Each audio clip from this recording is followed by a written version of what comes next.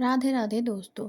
जब राधा कृष्ण की विवाह की बात आता है तो उनके सभी भक्त ये जानते हैं राधा कृष्ण की विवाह वृंदावन के भांडीर वन में खुद ब्रह्मा जी ने करवाया था, जिसका वर्णना ब्रह्म वैवर्त पुराण दीर्घ संहिता में अभी भी मिलता है। राधा कृष्ण की विवाह स्थली आज भी भांडीर वन में वैसा ही है, पर ज़्यादातर लोग आज भी ये सोचते हैं कि श्री कृष्ण और राधा का कभी शादी ही नहीं हुआ था।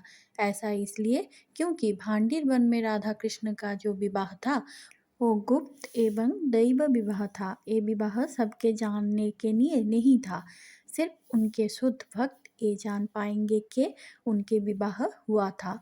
और जिनमें अज्ञता भरपूर हुआ है वो ना सिर्फ द्वापर युग में लेकिन कलयुग के अंत तक भी ये नहीं जान पाएंगे, समझ पाएंगे कि राधा कृष्ण की विवाह हुआ था। दुनिया के सामने राधा कृष्ण ने कई कारणों से विवाह नहीं किया। जैसे राधा कृष्ण में कोई अलग नहीं है, ये दोनों एक ही है। इनका अलग कोई महत्व नहीं है, रूप नहीं है।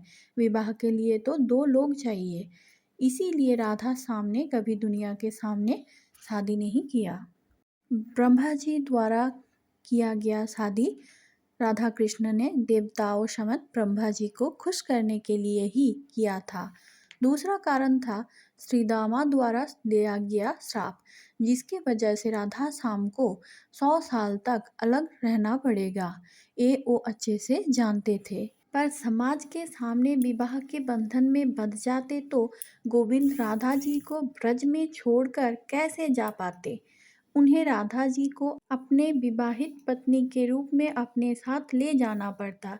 ऐसे में दुनिया को प्रेम कौन सिखाता। वृंदावन श्री कृष्ण के जाने के बाद जिंदा कैसे रह पाता। इसके अलावा भी और एक कारण है जो कहा जाता है कि भगवान श्री कृष्ण के कुंडली पर काल सर्प योग था, जिसके कारण श्री कृष्ण ने कभी राधा से विवाह नहीं किया। इसी काल सर्पे दोष के कारण श्री कृष्ण बहुत दुखी रहते थे। ब्रज और राधा को छोड़ना भी पड़ा था। इस काल सर्प योग का निवारण हेतु ही श्री कृष्ण मयूर की पंख पहनते थे।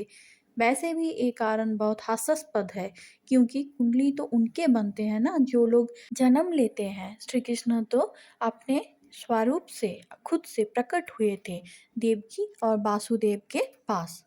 श्रीमद् भागवत गीता और आचार्य प्रभु शिलापद जी के लिखा हुआ किताबों में यही कहा गया है। आचार्य शिला प्रभु जी ने लिखा है Shri Krishna the supreme personality of God.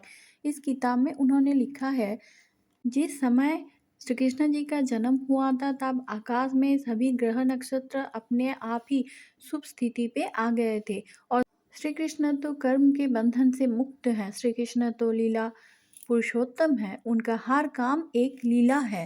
Mahabharat के युद्ध के बाद अपनी लीला को पूरा करने के लिए श्री कृष्ण गांधारी का श्राप खुद ग्रहण करते हैं। ऐसे ही श्री कृष्ण को काल सर्प दोष के अधीन मानना अज्ञता है। ब्रह्मा जी कहते हैं श्री कृष्ण ही भगवान है, शिव जी कहते हैं श्री कृष्ण ही भगवान है। ऐसे में श्रीमद् भागवत गीता में श्री कृष्ण अर्जुन से कहते हैं, हाँ मैं ही हूँ भगवान। कमेंट में लिखे जय श्री कृष्णा।